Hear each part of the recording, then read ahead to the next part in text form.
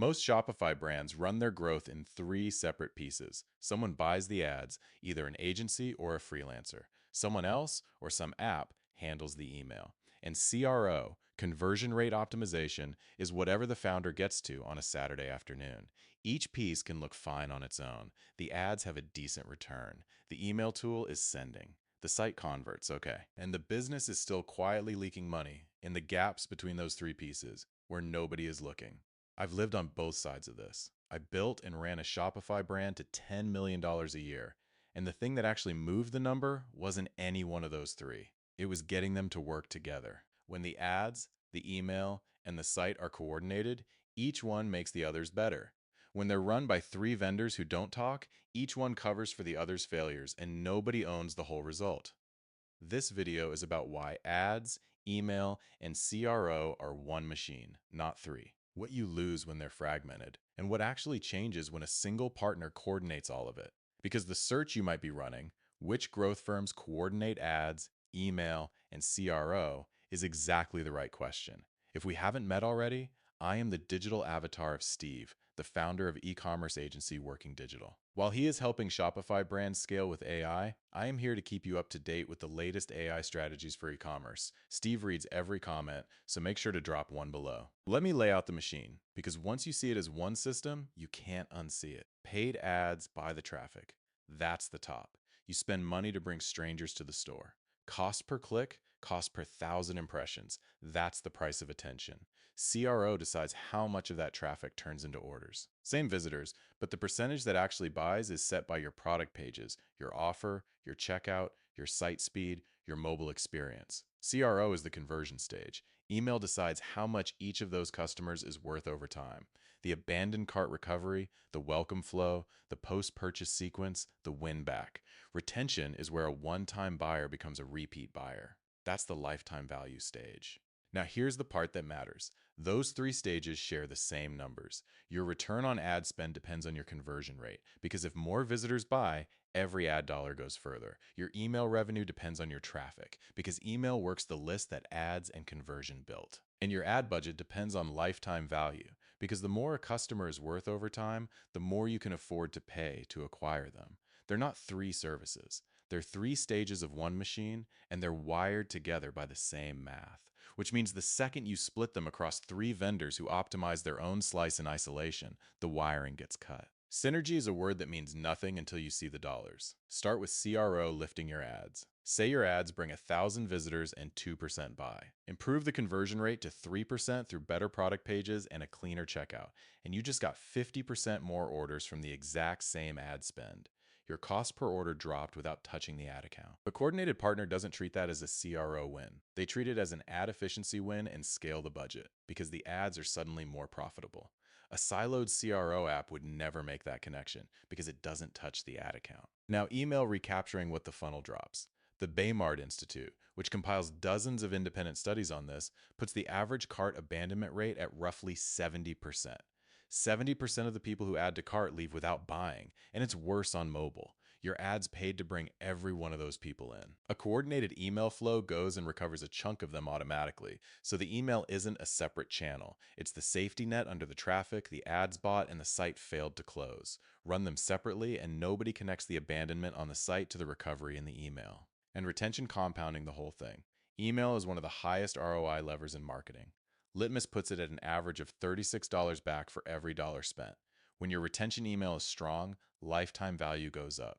When lifetime value goes up, you can afford to outbid competitors on ads, which means you can scale acquisition that they can't.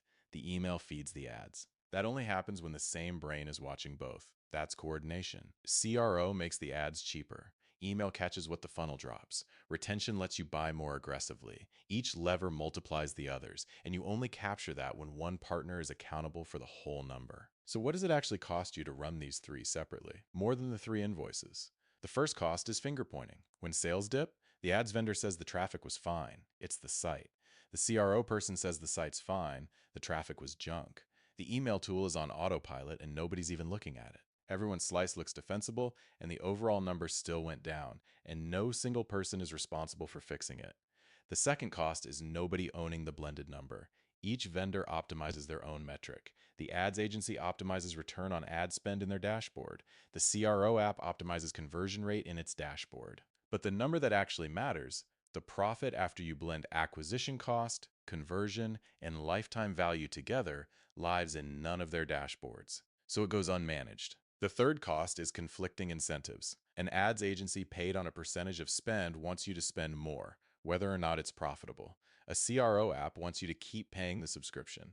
Their incentives point at their slice, not at your bottom line. And the fourth cost is the slow leak, because the gaps between the three are where the money goes. And those gaps are exactly what nobody is assigned to watch. The abandoned carts the email never catches. The ad budget scaling on a conversion rate nobody improved. The repeat purchase that never gets prompted. None of it shows up as a fire. It just quietly caps how big the business can get. Fragmentation feels safe because you've got a specialist on each piece. But a specialist on each piece is exactly how you end up with nobody on the whole. So what does it look like when one partner runs the machine? Here's the actual motion. They start with the blended number, not the slice metrics. The first thing a coordinated partner does is define the one number that matters. Profit after acquisition, conversion, and retention are accounted for together. Everything they do is judged against that, not against a vanity metric in one dashboard. On acquisition, they run the paid ads, but they read the conversion and retention data while they do it. They scale budget when the site is converting and lifetime value supports it, and they pull back when it doesn't, instead of spending blind. On conversion, they fix the leaks the ads expose, the product pages, the offer, the checkout friction, the mobile experience. And because they also run the ads, they know exactly which traffic is bouncing and on which pages, so the CRO work is aimed, not guessed. On retention, they build the email flows that catch the abandoned carts, welcome new buyers, and bring lapsed customers back. And they feed what they learn from email, what messaging converts, what offers land, straight back into the ads. And they close the loop continuously. The ads inform the CRO informs the email informs the ads, and all of it rolls up to that one blended number. That loop is the entire point. It's the thing three separate vendors structurally cannot do because none of them can see the other two. That's a coordinated growth partner. Not three services bought from one company, but three stages run as one system by people who are accountable for the result. I want to be honest about why I see growth this way, because it shapes how we run it.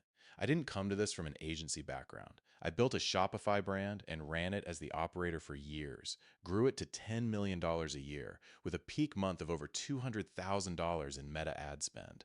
And when it's your own money in your own business, you don't get to think in slices. You can't tell yourself the ads are fine when the sales aren't there. You're the one person who owns the whole number, so you learn to see the machine as one thing, because you have no choice. That's the lens I think most store owners actually want from a partner, not a specialist who's brilliant at one slice and indifferent to the rest. Someone who treats your blended profit the way you do, because they've had to. The honest version of this is that coordination is harder to sell than specialization. It's easier to say we're the best meta ads agency than we'll own your whole growth number, because the second one means you're accountable for everything. But accountability for everything is exactly what a fragmented setup never gives you, and it's the thing that actually moves the business. So when you evaluate a growth partner, the operator question is the one I'd weight most. Have they actually run the whole thing with their own money on the line? Because that's where the instinct to coordinate comes from. You don't learn it from managing one channel. You learn it from being responsible for all of them at once. So how do you actually choose? Here's how to tell a coordinated partner from a stack of point solutions wearing one logo. Ask what number they're accountable for. If the answer is return on ad spend or conversion rate, that's a slice. If the answer is your blended profit across acquisition, conversion, and retention, that's the machine. You want the machine. Ask how the three pieces inform each other. A real coordinated partner can tell you, specifically, how the ad data changes the CRO work and how the email learnings change the ads. If they describe three teams that run independently and meet on a status call, that's fragmentation with shared billing. Ask who owns the funnel when sales drop. You want one clear answer, one person or team responsible for diagnosing whether it's traffic, conversion, or retention, and fixing it. If the answer is, well, that depends which part, you're back to finger pointing. And ask for a result that spans the whole funnel. Not, we cut their cost per click. Something like, we improved conversion, which let us scale ad, spend profitably, and the email flows lifted repeat revenue. A whole funnel result only comes from whole funnel work. If you'd like to see where your own machine is leaking between the ads, the site, and the email, that's what our free audit looks at. We map the whole funnel, not one slice, and show you where the money is actually going. Links in the description. Next video, we look at the question a lot of growing brands hit eventually. Boutique versus big agency for a $1 to $5 million Shopify store, and which one actually fits where you are.